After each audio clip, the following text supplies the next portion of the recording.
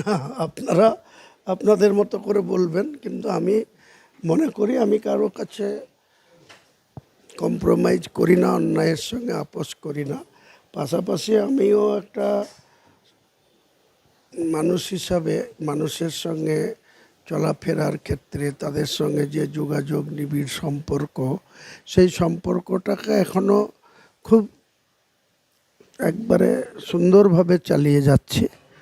নিশ্চয়ই সময় আসলে সব কিছুই পরিষ্কার হবে বলে আমি মনে করি। তাহলে কি এখনো পর্যন্ত যে দল তৈরি যে কথা হচ্ছিল ভেবেছিলেন সেটা কি এখন থেমে আছে নাকি ভিতর ভিতর সেটা প্রক্রিয়া চলছে? হ্যাঁ, খোলাখুলি, কোনো রাগ ঢাকের কোনো ব্যাপার নেই, একেবারে খোলাখুলি। দেখুন, দল আমি বলেছিলাম 15ই আগস্ট অবধি দেখব, তারপরে যদি আমার সঙ্গে এই ধরনের আচরণ চলতে থাকে তাহলে ভবিষ্যৎ আমাকে কোনো না কোনো সিদ্ধান্ত নিতে হবে। আমি মনে করি আমি নিজে থেকে কোনো দল একটা প্রতিষ্ঠা করব এরকম মানসিকতা এখনও নেই, কিন্তু অলরেডি অনেক প্ল্যাটফর্ম রেডি আছে।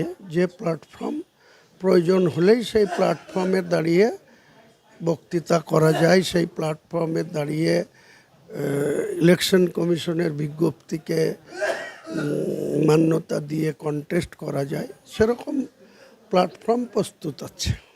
তবে এখান থেকে একটা বাস্তব একটা কথা বলি। ধরুন নতুন দল করলেন, হাতে মাত্র সময় 7 থেকে 8 মাস মেরে কেটে নতুন দল তৈরি, তার রেজিস্ট্রেশন, মানুষের সামনে আরও প্রকাশ করা, কর্মীদের তৈরি করা ভোটের জন্য, বিশাল একটা কাজ। আর শুধুমাত্র তো আপনার এই রেজিনগর বা ভরতপুর এলাকার জন্য না, লড়লে গোটা পশ্চিমবঙ্গে লড়তে হবে। তাহলে এই প্রক্রিয়াটা কি আদৌ সম্ভব, মানে বাস্তবসম্মত কি আছে এর কোনো?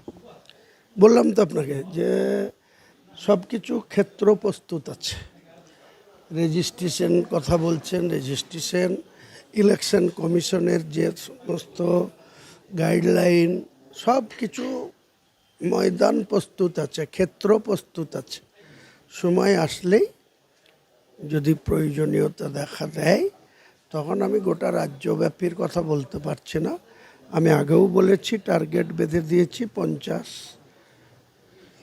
অন্ততপক্ষে 50টা সিট নিয়ে লড়াইয়ের চিন্তাভাবনার মাথায় আছে।